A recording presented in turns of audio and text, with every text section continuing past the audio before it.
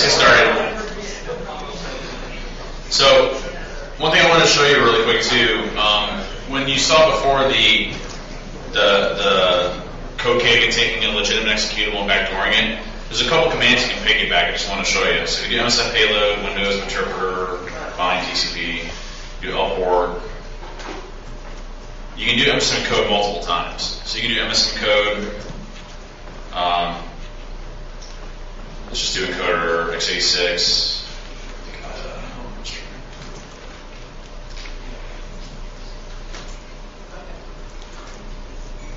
We'll do. Let's do alpha upper. Do count 2. And then we'll pipe it again. We'll do X. We're going to take ping.exe, output it as payload. Do 10.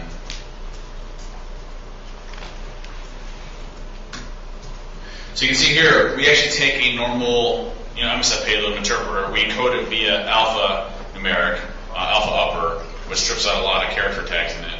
And then what we do again is we then encode it again with Chicago guy next. So you can actually stack encoding on top of each other for better antivirus evasion if you want to. It doesn't really make a difference. How does that affect the file size? You can see here it's 6,300 bytes. So it does definitely affect the file size. But Chicago is very lightweight. And I don't know if this was explained before, but Chicago is polymorphic, which is why antivirus vendors have such a tough time finding it. So what ends up happening is every single time you create that executable, it's different. So every single time it's going to be completely obfuscated in a way that's polymorphic. It changes every single time. So what you can do is you can, if it gets hit by one of the antivirus vendors out there, you can just recode it again and it might get past that time. Or you can do multi-encoding, which makes it much more difficult for it to detect. But just so you know, you can do multiple encoding options if you want to actually go through and do it.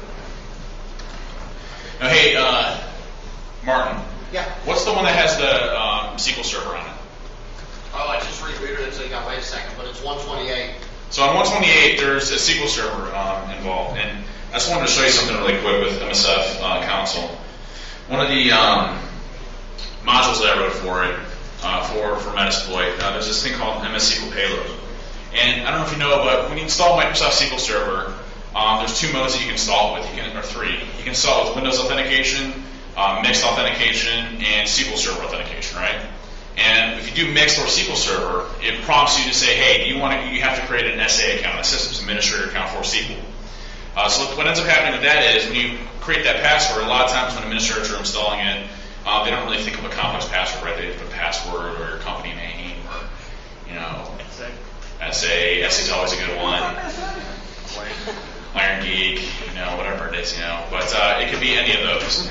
Generally, they're pretty easy to get. And what's interesting about this is most corporations have a ton of SQL servers. Tons.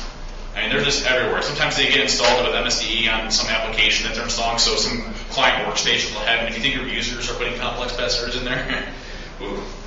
But it's a very good attack vector. What I'm about to show you is when you can guess the SA account, the Systems Administrator account, it gives you full rights over SQL, right? So now we're running as a Systems Administrator over SQL. Well, what does that really do if we want to pop a box? Well, luckily, Microsoft graced us with what they call the XP command shell store procedure. And if you can guess what that is, you can actually execute underlying operating system commands. Well, unfortunately, they actually got, they got pretty good with it, and they said, okay, well, in Server 2005 and Server 2008, we're by default, in Server 2010, I think, right? We're by default going to disable the XP command shell store procedure.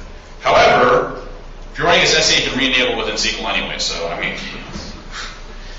So, once you have access to the XP command shell store procedure, what does it really give you? It gives you access to execute commands on an underlying operating system, maybe add yourself an administrator. And generally, what's SQL running as? System. It's running as an admin. So one thing we did when this is a DEF CON 16 talk, and what we ended up doing is we figured out a way to take an executable, so a Metasploit payload, right, a backdoor, so an interpreter. And what we did was we take this payload and we convert it into hex. And so it's just this big text file of hexadecimal equations, right? What we do from there is we echo the hex back onto the underlying operating system through SQL. So you get this big text file of hex on your underlying Well, Windows graced us with this application called Windows Debug. And with Windows Debug, you can basically take that hex as long as it's formatted properly, and then convert it back to a binary for us. So we basically have a reliable method of getting any file we want to on the system if we want to. But again, we can only work with 64 kilobytes because Windows Debug's restriction is 64 kilobytes. So what we did was we wrote a 5 kilobyte file that was basically Windows Debug without the restrictions. And then so we convert that first, and then we send the rest of our payload over without the restrictions, so it can be as big as you need to. So that was kind of interesting. But I wanted to show you these modules. It's pretty slick.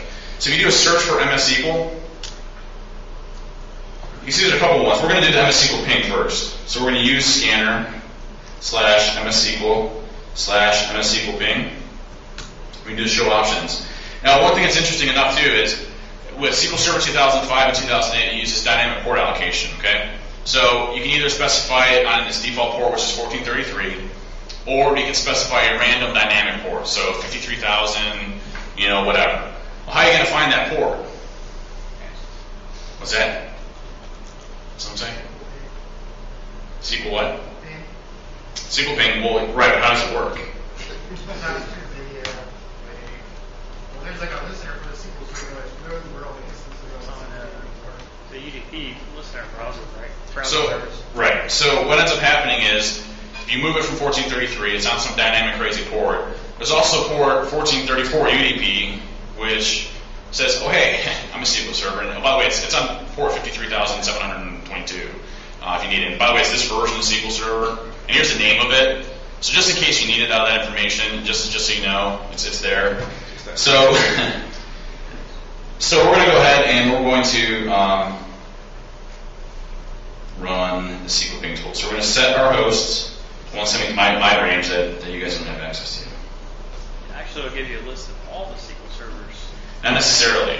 on it. Not Server 2005 and 2008. Yeah, the SQL recon discovery method that they use from the older tools would actually broadcast where all of them are at. Yeah. You can technically query other SQL servers as long as you know their IP address, but you can't do it directly and list all of them. Okay. But you can still get all the instances on that particular. Absolutely, yeah, all the instances will show for sure.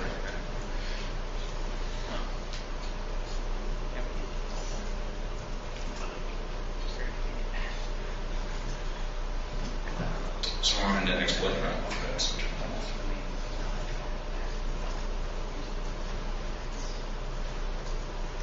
Let me see something real quick here.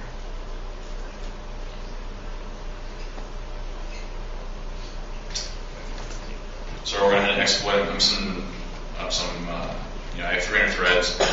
You can see here we have two SQL servers, one on 172.16.32.131 and one on 172.16.32.128. So those two methods, so now we know that the SQL server is running on both port 1433.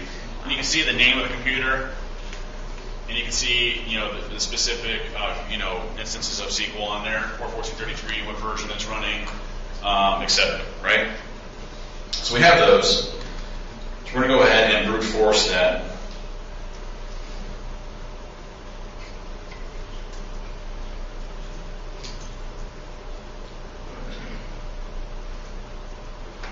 So there's another scanner called MS SQL login.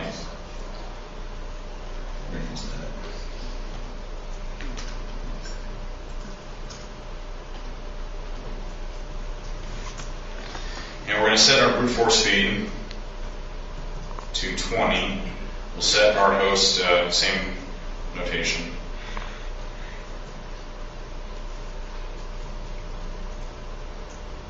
And we're going to set our pass file to a file within Fasttrack, which I'll show you guys in a second.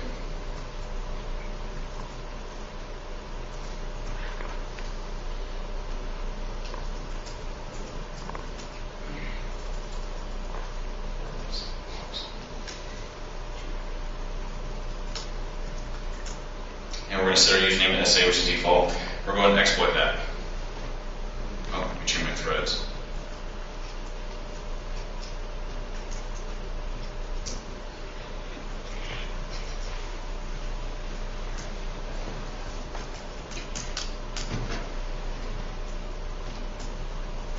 And my message console.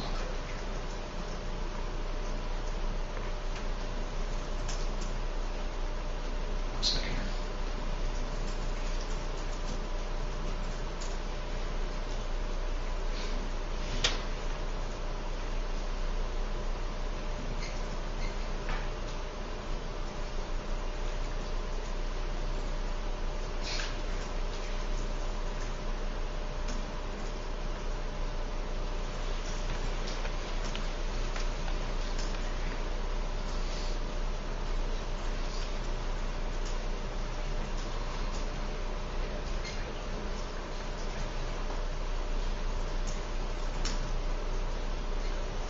And we'll go ahead and exploit that, and hopefully it goes through and finds a SQL search for us. Actually, you know, we'll just target one, since it'll actually go through and try each individual one. So do 32.131.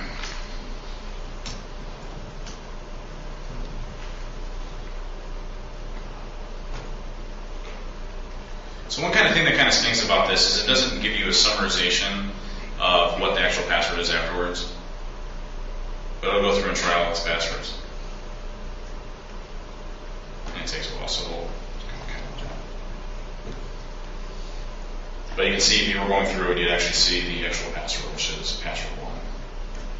So once we have the password, which we brute force, and again, you can use this mass around your entire subnet. We'll show you it gets a lot easier with Fasttrack. But there's this tool, there's this module that I added called useadmin/msql/msql payload. And it's actually in Windows, sorry. So use Windows/msql/msql_payload. What this is going to do is it's going to do that same thing I talked about, that hex to binary conversion. So set whatever payload you want to. And we're going to set our IP address.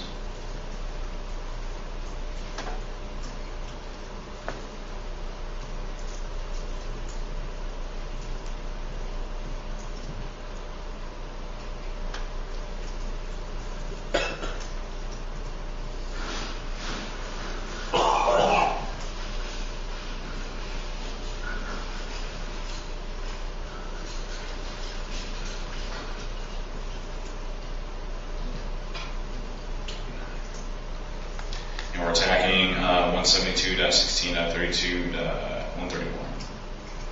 So we have everything set up here. We got to set our password. So we'll set password. I think it's password 1. Here in a second. And we're going to exploit it. So we've got SQL credentials.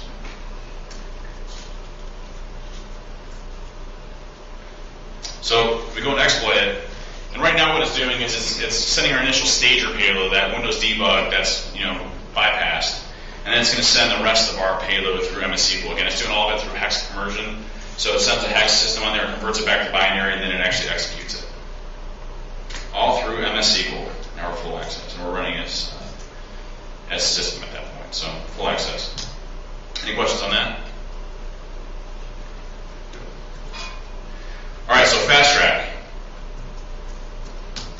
Anybody here use Fasttrack before? Yeah, that's good. Got a few. So Fasttrack's got a few different interfaces. It's got command line mode, it's got interactive mode, and it's got the web GUI mode. Web GUI mode is just a web interface that kind of handles everything and does everything on the back end. We'll go ahead and use interactive mode since that's what we're most comfortable with. We're going to go ahead in this instance go for the Microsoft SQL tools. And we're going to go through the MS-SQL brooder, which is the exact same thing we did before, right? We're doing the exact same attack. We're going to attempt a SQL ping. We're going after the